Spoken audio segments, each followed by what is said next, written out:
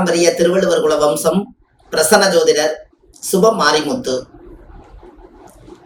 இப்பொழுது நரசிம்மரை பற்றி ஒரு எளிய பரிகாரம். லட்சுமி நரசிம்மரை பார்த்து வந்தால் எப்பேற்பட்ட யோகம் இருந்தாலும் அந்த யோகத்தில் ராஜ யோகத்தை அடைவார்கள். இந்த லட்சுமி நரசிம்மருடைய யோகம் என்ன அப்படின்னு கேட்டீங்கன்னா, ரொம்ப பிரமாதமான யோகம். எதிரியை அழிக்கக்கூடிய சக்தி லட்சுமி நரசிம்மருக்கு உண்டு. எவ்வளவு பெரிய தீய சக்திகள் இருந்தாலும் அது கம்ப்ளீட்டா அது நிவர்த்தி ஆயிரும். தொழில் முடங்கி கிடந்துச்சுன்னா அந்த தொழிலை உடைக்கிறதுக்கு லட்சுமி நரசிம்மரை போய் கும்பிட்டுவாங்க, ரொம்ப சிறப்பா இருக்கும்.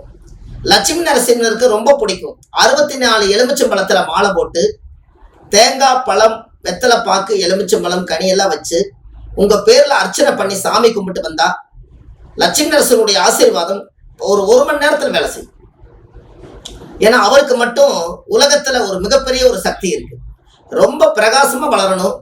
பெரிய பெரிய அரசியல், பெரிய பெரிய அரசாங்கம், ராஜாக்கள், மன்னர்கள் அந்த காலத்துல இந்த கடவுளை தான் மிகப்பெரிய அளவுக்கு கையாண்டாங்க. ஏன்னா இருக்கிறதே மிகப்பெரிய பொக்கிஷமான கடவுள். அது ஒரு சிங்க வாகனமான கடவுள். காட்டுக்கே ராஜா சிங்கம் தான்.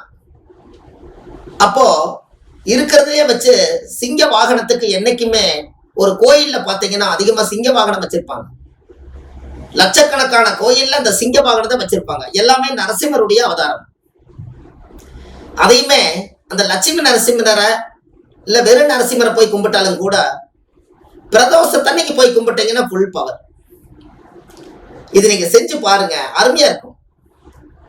64 எலுமிச்சம்பழத்துல மாலை போட்டு பிரதோஷத்தன்னைக்கு நீங்க போய் லட்சுமி நரசிம்மரை கும்பிட்டு வந்தால், நரசிம்மரை போய் பார்த்துட்டு வந்தீங்கன்னா, கொஞ்ச நேரம் அந்த மண்ணில் உட்கார்ந்துட்டு வந்தீங்கன்னா, உங்களுக்கு எவ்வளவு பெரிய எதிரியா இருந்தாலும் மழை போல் வந்தால் பனி போல் நீங்கும்.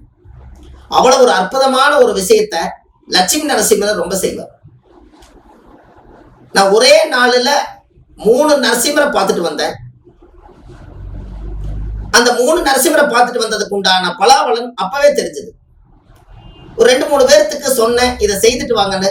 உடனே போய் செஞ்சுட்டு வந்தாங்க. அவங்களுக்கு அந்த பலன் தெரிஞ்சது.